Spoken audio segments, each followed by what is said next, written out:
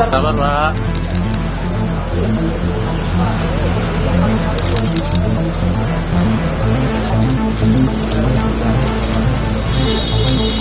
Kiri.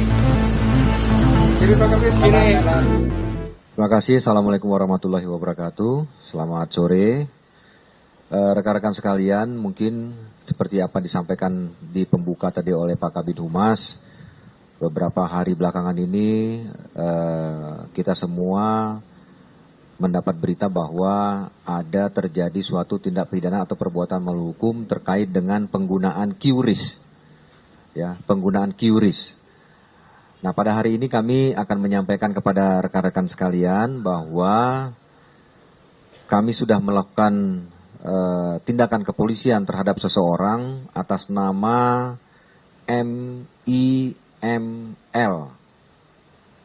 dengan inisial MIML. Yang bersangkutan adalah yang membuat atau meletakkan atau menempelkan QRIS di beberapa tempat. Berawal dari pada tanggal 9 April 2023 di Masjid Nurul Imam Blok M Square, salah satu marbot menanyakan kepada pengurus masjid lainnya yang mengatakan bahwa siapa yang menempel QRIS di tembok masjid tersebut. Kemudian saksi lain atau pengurus atau DKM masjid mengatakan dia tidak tahu siapa yang menempelnya. Kemudian dicek kembali di masjid tersebut, ada di beberapa tempat atau beberapa dinding telah tertempel QRIS tersebut. Nah, kemudian dari DKM masjid melaporkan hal ini ke salah satu polsek di Polres Jakarta Selatan. Kemudian Polres Jakarta Selatan menindaklanjuti dan menghubungi Polda, yaitu Subdit Cyber, untuk bersama-sama menindaklanjuti adanya laporan tersebut. Kemudian kami bersama-sama menindaklanjuti laporan tersebut dan akhirnya kami telah mengamankan satu orang yang berinisial tadi saya sampaikan MIML, di mana yang bersangkutan adalah orang yang menempel QRIS tersebut di Masjid Nurul Iman Blok M Square. Kemudian kami melakukan pengembangan terhadap yang bersangkutan. Ternyata ada pada yang bersangkutan itu masih banyak QRIS lain yang belum ditempel, yang akan dilakukan penempelan, tapi kita belum tahu tempatnya di mana. Namun dari beberapa tempat yang sudah ditempel oleh bersangkutan itu ada 38 titik. Di antaranya Masjid Tamrin Residen, Masjid Terminal 2 Bandara Soekarno-Hatta, Masjid Terminal 3 Bandara Soekarno-Hatta, Masjid Nurul Iman Blok M. Ini yang ditempel pada tanggal 9 April 2023. Kemudian pada tanggal 7 April itu yang bersangkutan menempel di Masjid Istiqlal dan Masjid Al-Azhar. Kemudian di tanggal 6 Maret yang bersangkutan menempel di Masjid Nurullah Kalibata. Pada tanggal 5 Maret itu ditempel di Masjid As-Sakinah Tanah Kusir, Masjid Raya Bintaro Sektor 9, Masjid Raya Kiai Haji Hasim Asari, Masjid Raya Al-Insan Patal Senayan.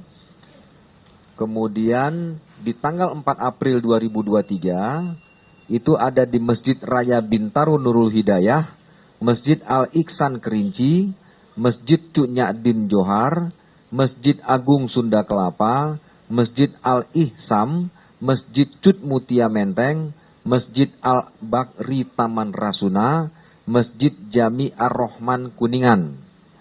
Tanggal 2 April, yang bersangkutan menempel di Pasar Majestik, Masjid Nurul Hidayah Brawijaya, Masjid Darul Janah Wali Kota, Masjid Sarif Hidayatullah, Masjid Simpruk, Masjid Jami Kebayoran Lama ITC Permata Hijau.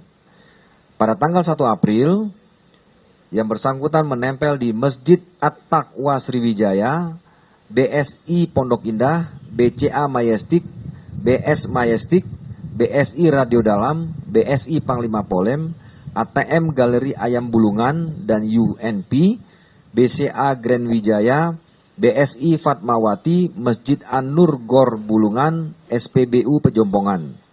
Kemudian juga ada di beberapa tempat lainnya di masjid atau mushola antara lain yaitu Pondok Indah, Pondok Indah Mall, kemudian di Grand Indonesia. Nah, bagaimana cara yang bersangkutan itu menempel? Yang bersangkutan menempel QRIS miliknya seolah-olah QRIS tersebut milik masjid itu sendiri. Dengan cara ditiban atau ditempel di atasnya. Ya, jadi kalau ini ada QRIS masjid, kemudian yang bersangkutan menempel QRIS-nya itu di atas QRIS masjid yang sudah ada. Seperti itu. Kemudian ada juga yang ditempel di sampingnya QRIS yang sudah ada. Atau menempel di tombok lain yang berbeda-beda dari QRIS yang sudah ada.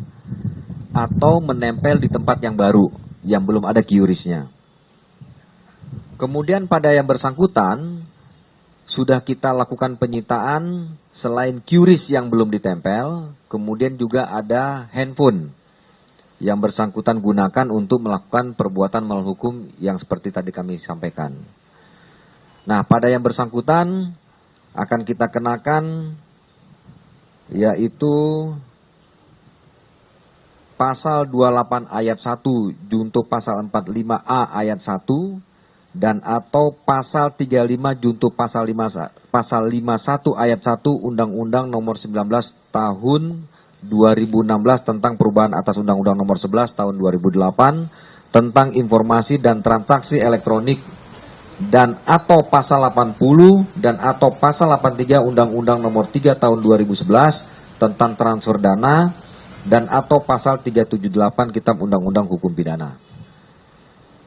Ya. Jadi diantaranya dari pasal-pasal yang kita terapkan pada yang bersangkutan itu semua ada ancaman hukuman kurungan di atas 5 tahun semuanya. Kemudian juga ada sanksi denda.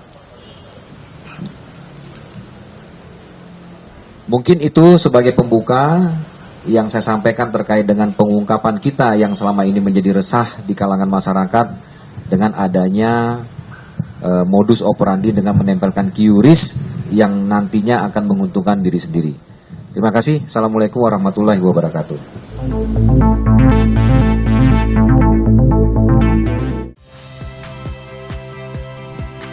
Saya Hilaria Bella. Saksikan program-program Kompas TV melalui siaran digital, pay TV, dan media streaming lainnya. Kompas TV, independen, terpercaya.